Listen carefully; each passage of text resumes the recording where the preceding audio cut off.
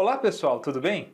Nós falamos já então sobre duas funções inorgânicas muito importantes, que são os ácidos e as bases. Eu quero então hoje conversar com vocês sobre as propriedades funcionais dessas duas funções químicas aqui, que são praticamente opostas. Então nós vimos que pela definição de Arrhenius, os ácidos são aquelas substâncias que em meio aquoso vão ionizar, liberando o H+ como único cátion. Já as bases são aqueles compostos geralmente iônicos que em água vão dissociar, liberando como único ânion o OH- ou a hidroxila. Vamos falar um pouquinho mais sobre os ácidos e as bases e vamos ver também como medir o caráter básico ou ácido de um meio.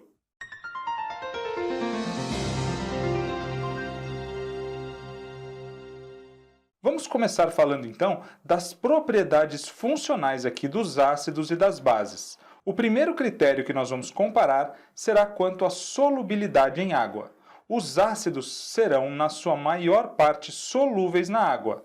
Já as bases, em geral, são insolúveis. Apenas os hidróxidos dos metais alcalinos, lá do grupo 1, e o hidróxido de amônio serão bases solúveis. Vamos falar um pouquinho agora da estrutura. Os ácidos são compostos moleculares, enquanto as bases, nós podemos dizer que os hidróxidos de metais alcalinos lá do grupo 1 e dos alcalino terrosos lá do grupo 2 são iônicos e os demais são moleculares.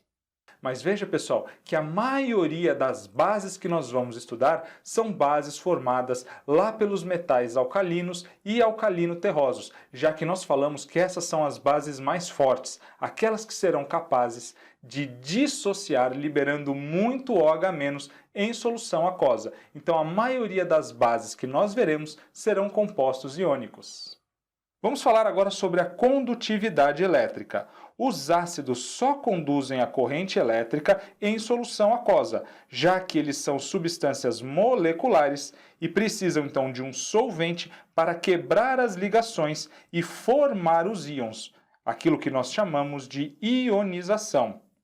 Já as bases, como em sua maioria são compostos iônicos, elas conduzem a corrente elétrica em solução aquosa e os hidróxidos iônicos, aqueles principalmente formados pelos metais alcalinos e alcalino-terrosos, também conduzem a corrente elétrica quando fundidos, quando estão no estado líquido.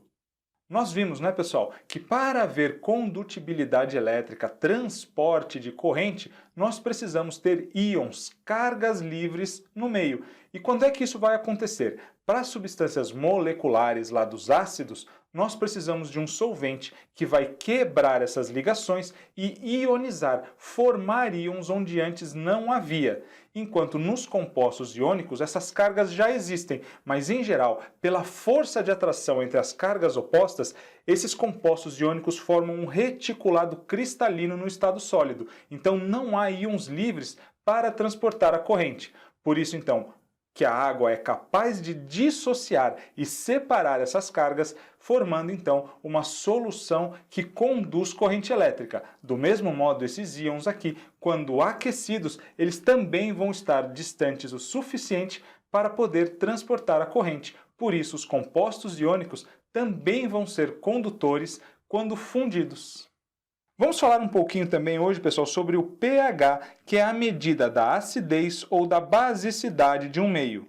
Então, nós podemos dizer que para os ácidos o pH será menor do que 7 e para as bases o pH será maior do que 7. Nós já falaremos um pouco melhor sobre isso. Por último, vamos ver o que acontece quando nós temos uma reação entre um ácido e uma base.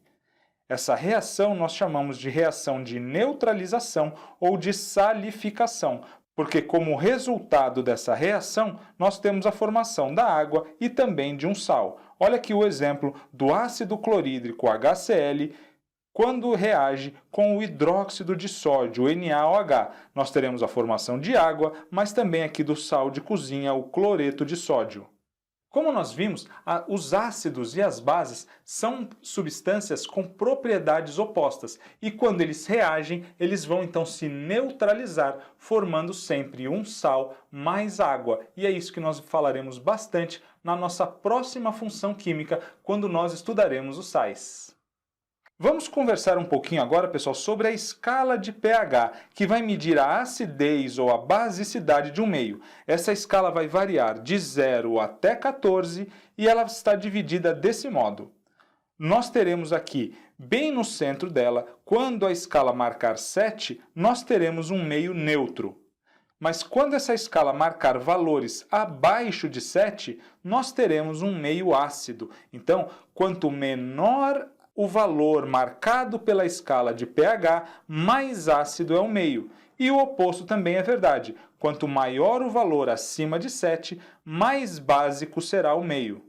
E nós teremos, pessoal, diversos indicadores de pH que são substâncias que nos permitem medir a acidez ou a basicidade de um meio. Vamos falar aqui sobre os principais. Nós temos, por exemplo, o alaranjado de metila, que em meio ácido adquire a coloração vermelha, mas quando em meio básico ela fica alaranjada. Outro indicador muito usado em laboratório é o azul de bromotimol, que em meio ácido fica amarelo e em meio básico fica azul. Um dos mais conhecidos por todos nós é a fenolftaleína, que em meio ácido é incolor, mas em meio básico fica rosa. E eu trouxe para nós também aqui o papel de tornassol, que em meio ácido fica vermelho e em meio básico fica azul. Então, pessoal, há muitas substâncias que nos permitem medir a acidez ou a basicidade de um meio. E isso é muito comum. Vocês podem já ter visto, por exemplo, no tratamento de água da piscina ou até mesmo num laboratório. Aqueles papéis, normalmente o papel de tornassol, ele é capaz então de mostrar se aquela substância que nós estamos estudando, que nós estamos analisando, é uma substância ácida ou básica. E isso vai sempre levar em conta a medida, a escala de pH que nós acabamos de conversar. Aquela escala então que vai de 0 até 14 e que quanto mais baixos os valores, mais próximos de 0, significa que o meio é mais ácido. E quanto mais próximo de 14, significa então que esse meio é mais básico. E nós temos ali no centro da escala, no 7, nós temos o meio neutro. Mas nós falaremos muito ainda sobre o pH na sequência do nosso curso. O modo mais confiável e mais seguro de medir o pH de um meio é por meio aqui dos medidores eletrônicos. Eles vão então, a partir da condutibilidade elétrica da solução, eles vão conseguir nos dar uma informação muito mais precisa sobre a acidez ou a basicidade de um meio. Mas, no geral, nós podemos sim utilizar ali o papel de tornassol, por exemplo, para indicar para nós, com bastante precisão, se aquele meio é ácido ou básico.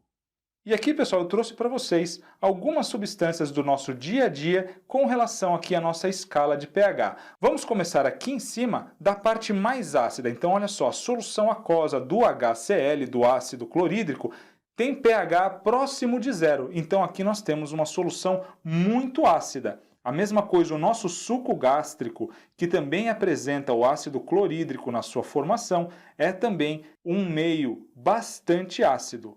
O suco de limão, aqui com pH quase 2, muito ácido, assim como o vinagre, que apresenta o ácido acético, a água gaseificada, que é a água mais o CO2, a carne e o leite também são levemente ácidos, e aí nós temos a água já um meio neutro, com pH próximo a 7. Depois, passando agora para as substâncias de caráter básico, nós temos o bicarbonato de sódio, os cremes dentais, a água de cal, que é a cal hidratada, o CaOH2 mais água, e a solução aquosa de hidróxido de sódio, com pH já próximo de 14, indicando que essa é uma substância muito básica. Então vejam, pessoal, que a escala de pH pode ser utilizada para medir o pH, a acidez ou a basicidade de diversas substâncias que estão presentes no nosso dia a dia, como essas aqui que eu trouxe para vocês como exemplo. Eu quero agora conversar com vocês sobre algumas bases e alguns ácidos muito importantes que podem aparecer na prova de vocês e vale a pena vocês se aprofundarem um pouquinho só no conhecimento dessas bases e desses ácidos. Vamos dar uma olhadinha então. Então vamos começar com as bases, pessoal. Olha só, o hidróxido de sódio que nós acabamos de falar é uma base muito forte que libera muita hidroxila, muito OH- em solução aquosa. Então nós temos a formação do hidróxido de sódio a partir do sal de cozinha, o cloreto de sódio e água. Essa reação entre o cloreto de sódio e a água vai formar então o NaOH, o hidróxido de sódio, e vai liberar o gás H2 e o gás cloro, o Cl2. Então, quando nós temos essa setinha para cima, é porque nós temos a liberação desses gases na reação. Então, aqui nós podemos ver o hidróxido de sódio, que é também bastante comumente chamado de soda cáustica. Vamos ver algumas propriedades aqui do hidróxido de sódio. O ponto de fusão dele é em 318 graus Celsius. A sua solubilidade em água é muito grande, ele é muito solúvel em água.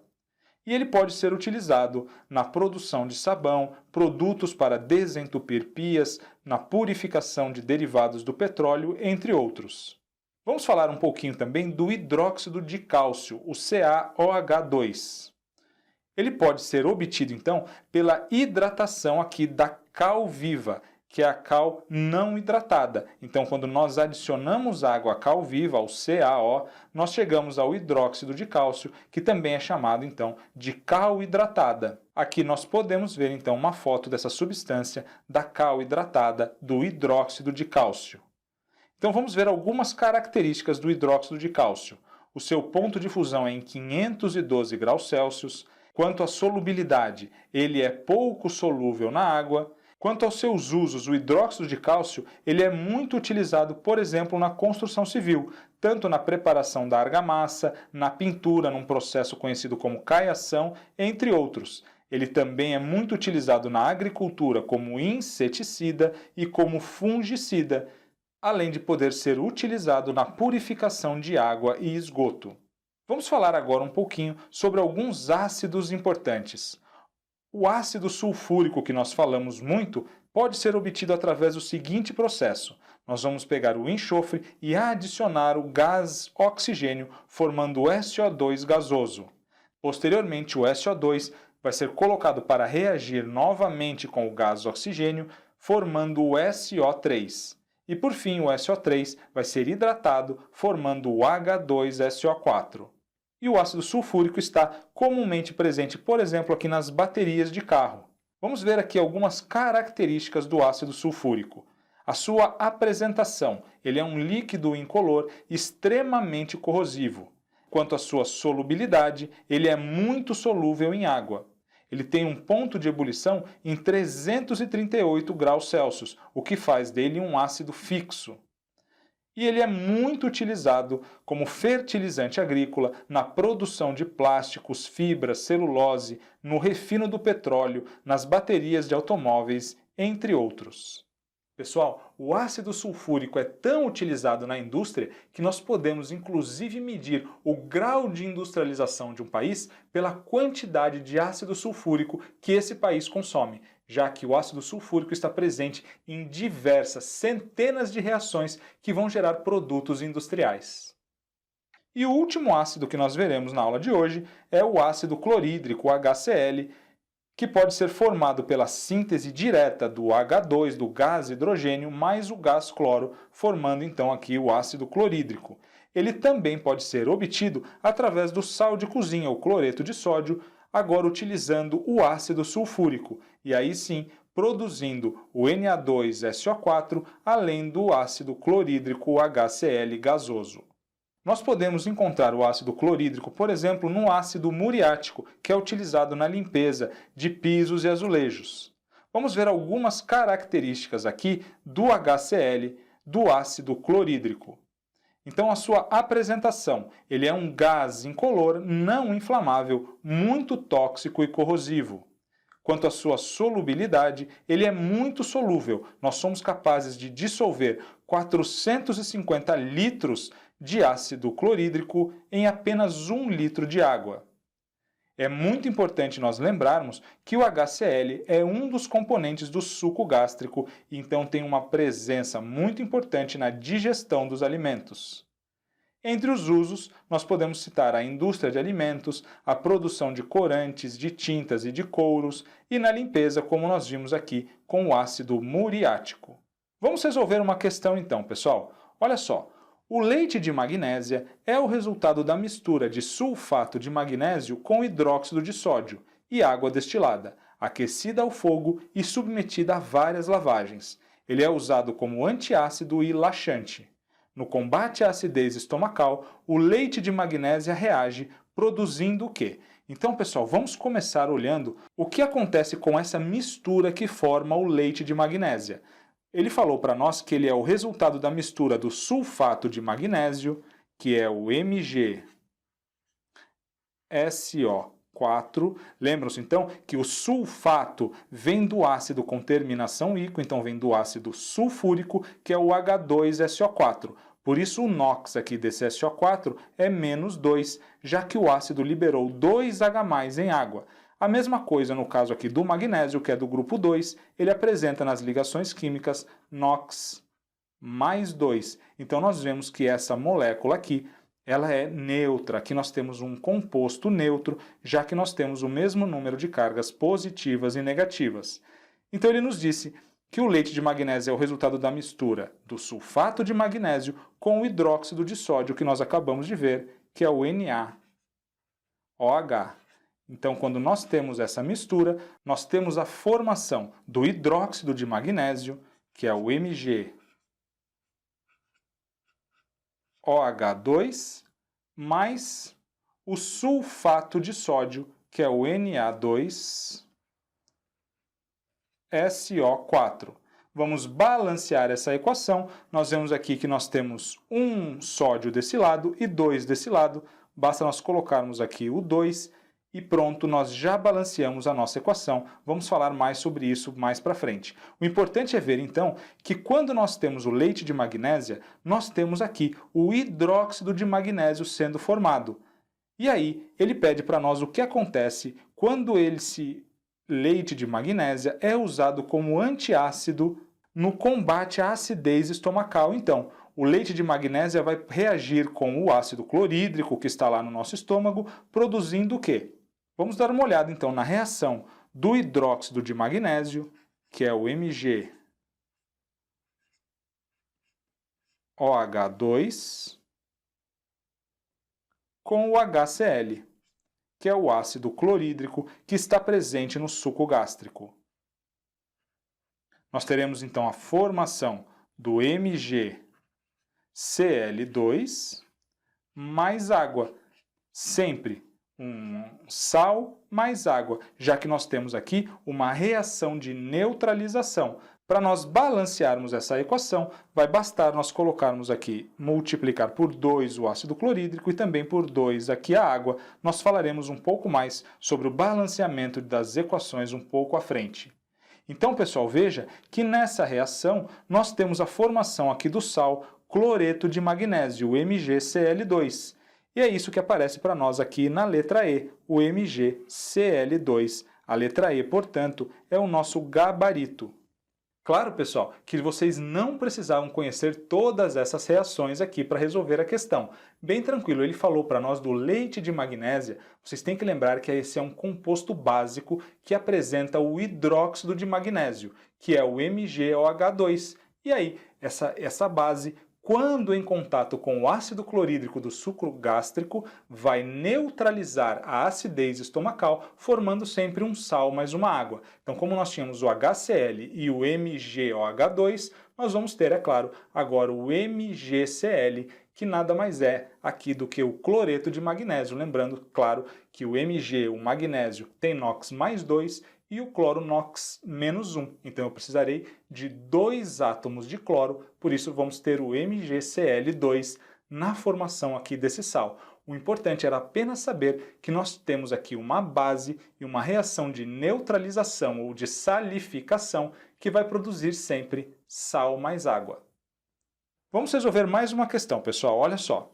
Num recipiente contendo uma substância A, foram adicionadas gotas de fenolftaleína, dando uma coloração rósea. Adicionando-se uma substância B em A, a solução agora apresenta-se incolor. Com base nessas informações, nós podemos afirmar o que sobre as substâncias A e B? Vamos retomar aqui o que nós falamos sobre a fenolftaleína. Em meio ácido, ela fica incolor e em meio básico, ela fica rosa.